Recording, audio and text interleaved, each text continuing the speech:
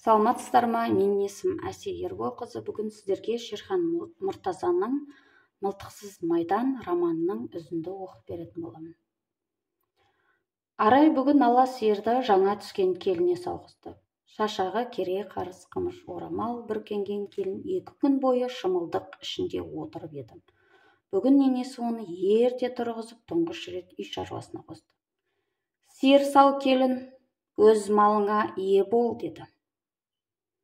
Арайдың арманы көп еді. Көбелек қуған баладай көп жүгірді. Біреуіне жетті, біреуіне жеткізбеді. Әсіресе аңсаған келіні түсіру еді. Дәл бір өзі қайта жасарып, жас келін дәуренін өзі бастағандай, қайта өңгерердей күтті ғой бұл күнді. Ауылда сабысыны Зеркүл: «Әй байғұс, сенде не арман бар ма? Бейнеттен босап, жаның кіріп қалдау. Біздің тұтан бір шүйкебас тауып, мен келін түсірерде күн бар ма екен?» деп күрсініп кетті. Рең басы түлкінің баласындай сүйіп-сүйкімдеген, бізге қандай жолығады? Ала сиырдың бауырына имене барып отырған Тотяға Арай: «Ей, айналайын, аяғың құтты болсын, мал-жаның көп болсын», деді күбірледі. Таңғы самал тисе жасаурай беретін көзін кимешегінің омырауымен сүртті. Кім біледі, бұл жолы оның көзінен тамшы шығарған самал желді емес шығар. Жас келінге бәрісін, емшегінің өзінің бұзауы еміп жатқан, яки Арай сауып отырған кейде аңғармай қалатын ала сиыр бұл жолы мынау кім дегендей Тотяға алара бір қарап, тұяқтарын сырт-сырт сілкіп, артқы аяғын көтеріңкіреп қойды. Тек Арай әукемдеп мойнын қасығанда ғана көзін жұмып, түйіліңкіреп тұрып, қайтадан күй салды. Сәрсенбінің базарына жиналған атасы мама есік ерттеп жатып, көздің қиығымен келініне қарап қояды. Олақ немене емес пе екен? Тотя өзіне біреу қарап тұрғанын сезгендей, қиғаштай бұрылып, атасын көрді. Жымиып күлді. Атасы теріс айналды. Дені дұрыс па өзінің? Тотя күлімдеп салатын әдеті еді. Ал мына таңда қызыл шырайлы домалақ беті ерекше бал-бұл жайнайды. Өте піскен шедей күрең қызыл қалың ерні бүркілдеп тұрған сияқты. Бақыт деген бар болса, соны Тотя қолымен ұстап көргендей. Ал орақ сыр бермеуге тырысты. Әкесіне тартқан тоң, қуанышы да реніші де ішінде жүретін жігіт қой. Ешкімге қарамай қорбаңдап, қақпадан шыға бермек еді сиыр сауып отырған келіншегі. «Орақ», деді. Орақ жалт қарады. Тотя ақсия күлді. Жігіт оны бас салып құшақтап сүйгісі келіп кетті. «Апырау, түні бойы сүйіп аймалай берсемші. Қара басып бірге жаққа қарап жатып ұйықтап қалғаным қалай?» деді ішінен. «Орақ бұзауды ағытып жіберші», деді Тотя. Орақ қысылса да келіншегінің сөзін қимады. Бұзауды босатып енесінің бауырына салды. Келіншегіне қарады.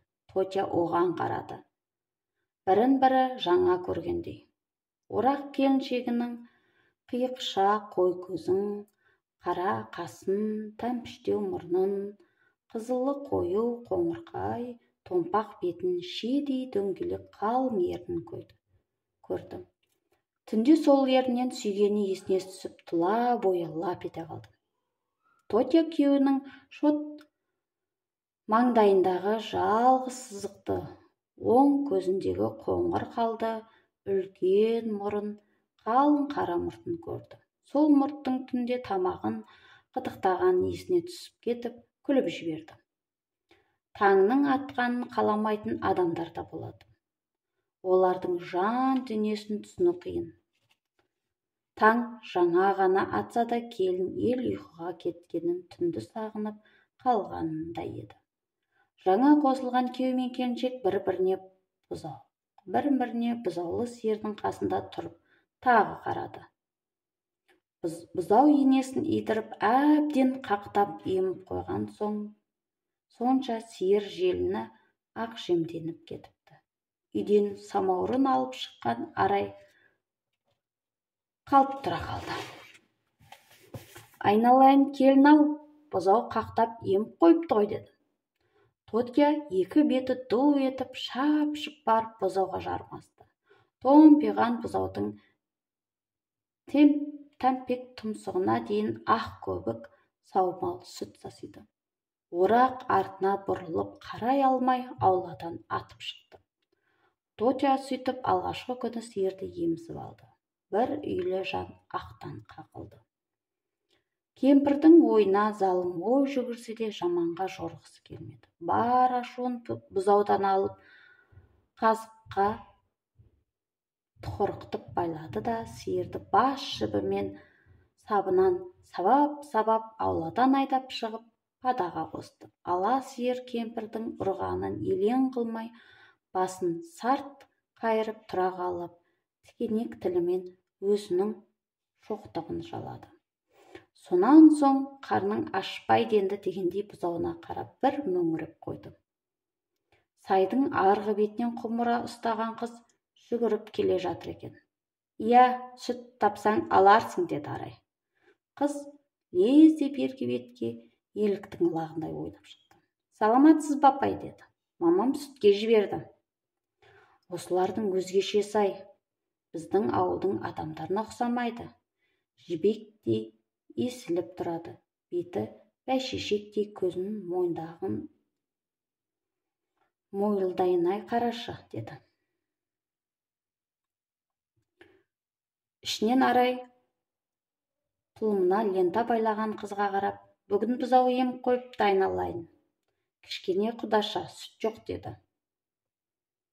«А, бұзау еміп қойған екен ғой. Нұрперзент тұрды ма?» деді қыз сасқаннан құмырасын арқасына жасырып. «Кім біледі, қыршынды сиыр да сауыспайды», деді Арай. Қыз Жамбыл жақтан өткен күзде көшіп келген ерлі-зайыпты мұғалімдердің баласы еді. Олар Арайдың күнде таңертең бір тостаған сүт алып тұратын. «А, бұзау еміп қойған екен ғой», деді кішкентай құдаша. Сіздермен бірге болған Әсел Ерболқызы лайк басып, қолдап тіркеліп отырыңыздар.